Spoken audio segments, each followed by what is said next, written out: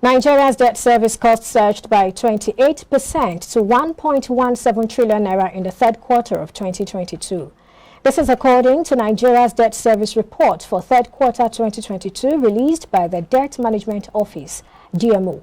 A breakdown of the report showed that 820.59 billion naira was spent on servicing domestic debts, while 346.43 billion naira or $801.24 million was incurred on foreign debt service costs.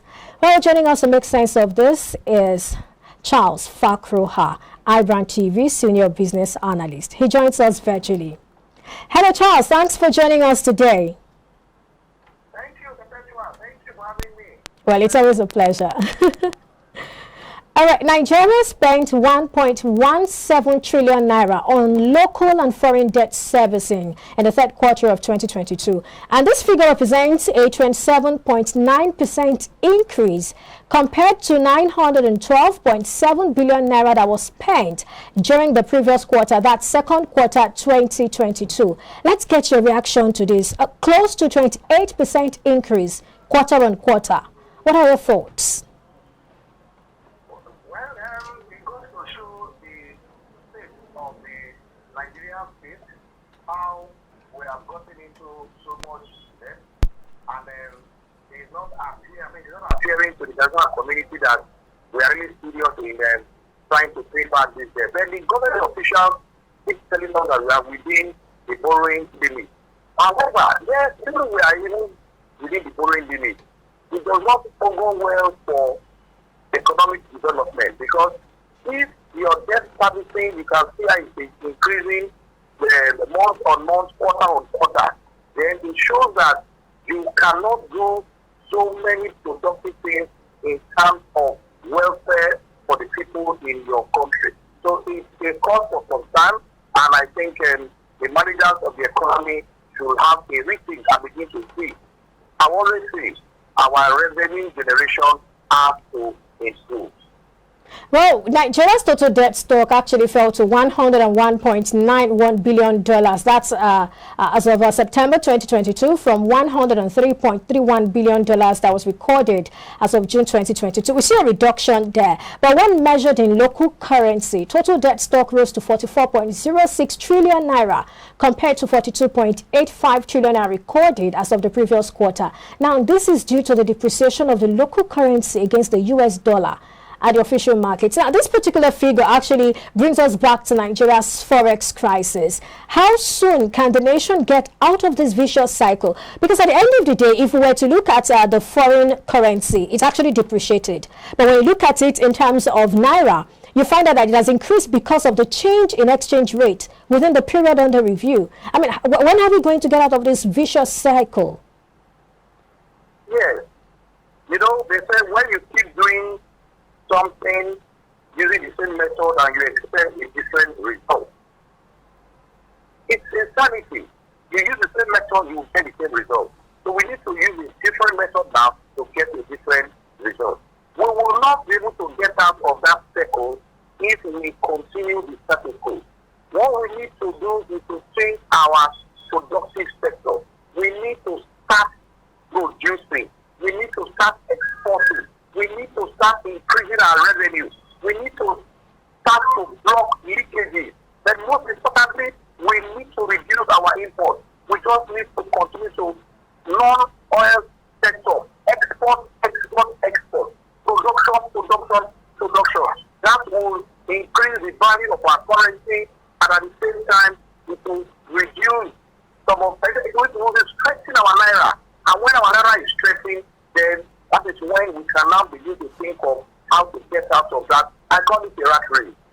Well, when you talk about production, we know very well that Nigeria has its own issues, and there are so many issues that are, affecting production in Nigeria. Can you talk to us about factors that are affecting production and how these factors can be addressed? Yes, first of all, everything starts and ends with leadership. The leadership of the country, first of all, needs to show by example, create an enabling environment. We can't talk of local production when even our leaders, even ourselves, we don't even believe in what we produce. How current president, and I owe apology to everybody, no respect, will still go to medical tourism. Our leaders will go outside for medical treatment when we have our own here. We need to show lead by example. Then coming to production, what are the things we need to produce? Like I said, all the sectors are there. It is just a political will. The government creating that enabling environment and saying, yes, this is what we want to do. There's a very good example. Industry is producing cars.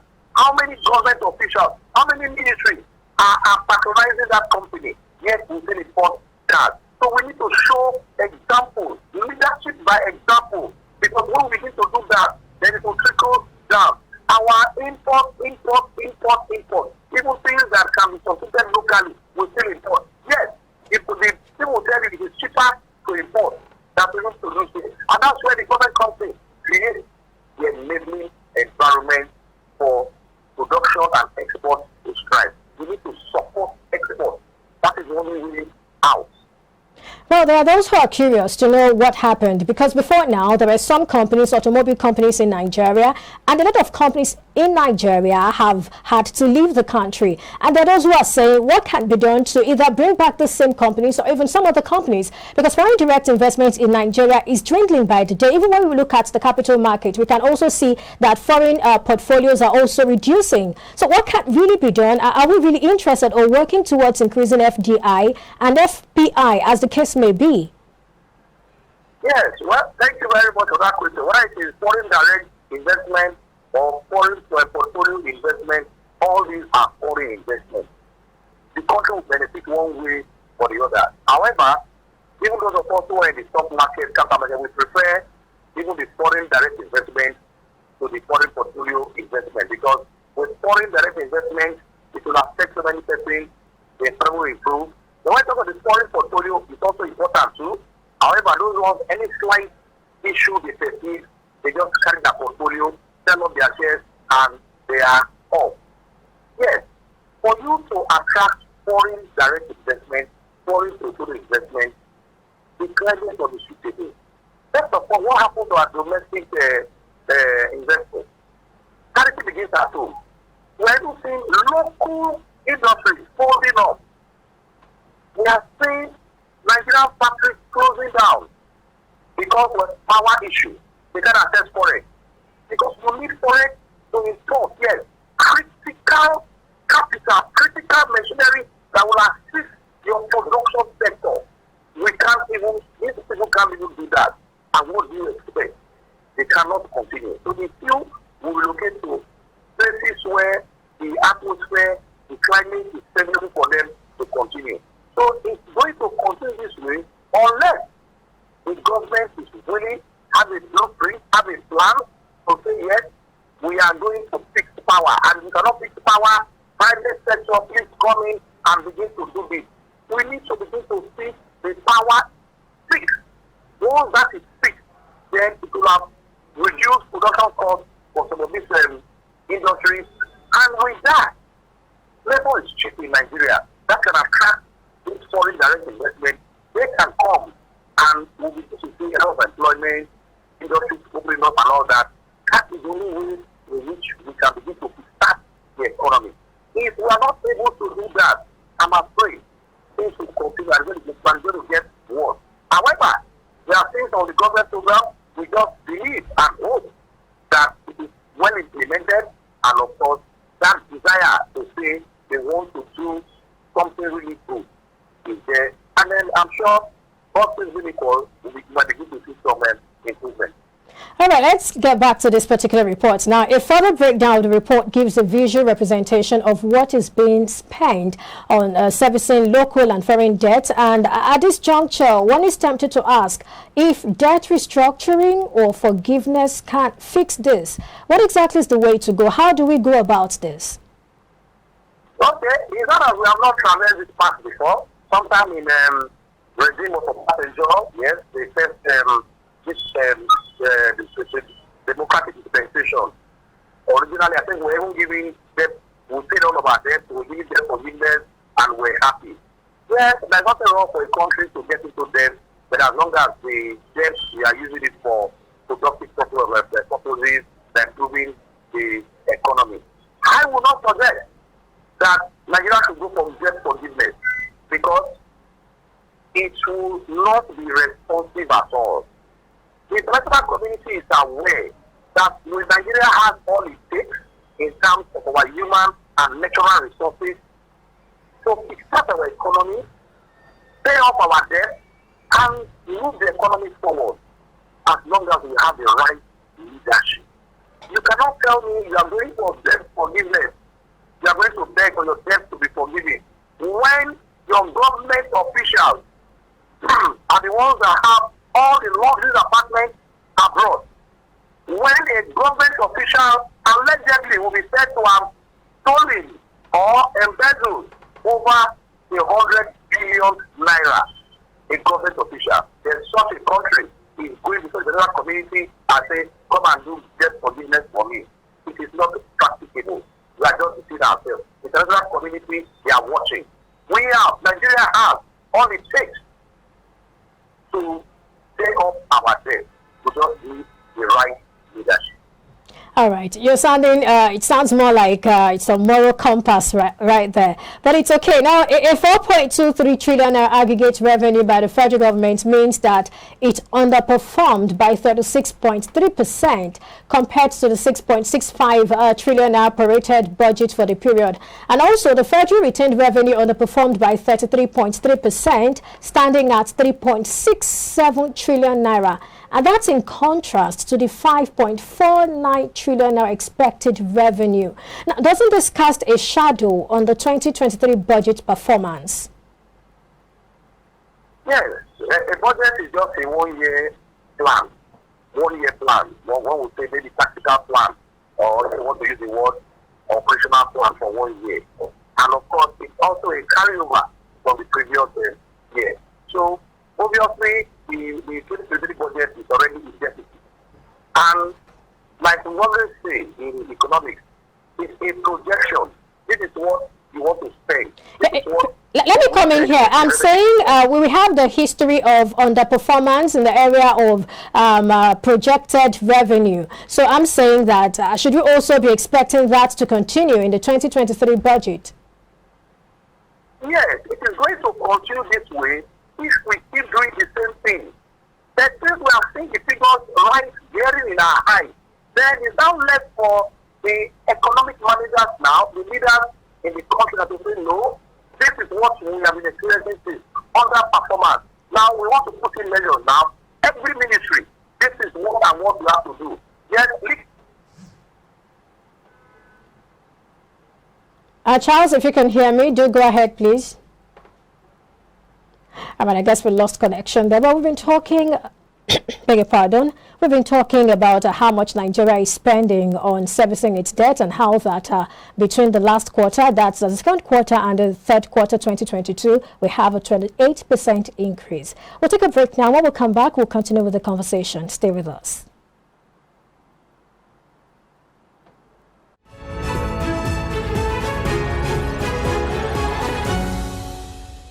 Glad to know you're still with us. Charles Fakruha is still right here with us. Thank you so much for joining us again, Charles. Thank you for having me. It's always a pleasure. All right.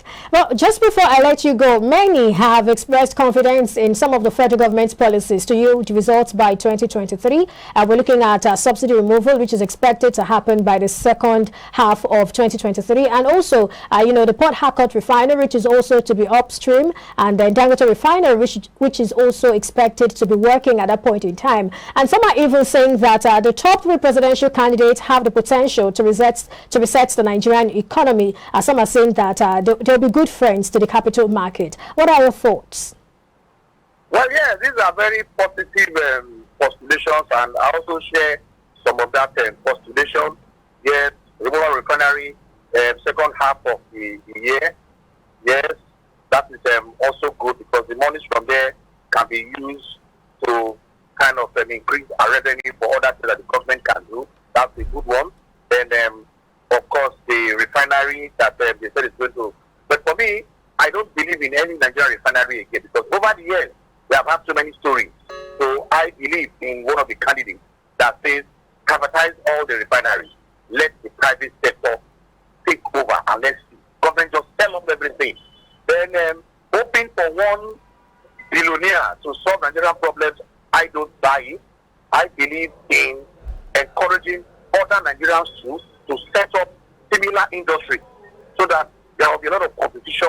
And you know, they say the best of products comes out during competition.